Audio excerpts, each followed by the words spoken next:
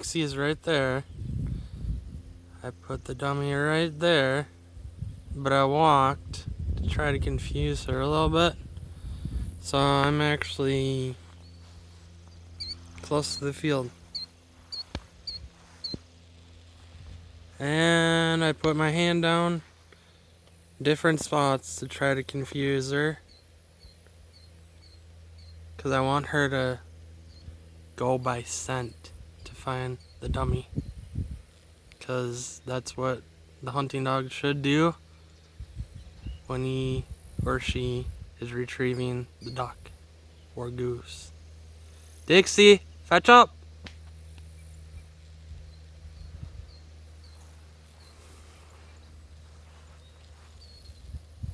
She found it. Good job, Dixie. Bring it here. Ah, that's a good girl.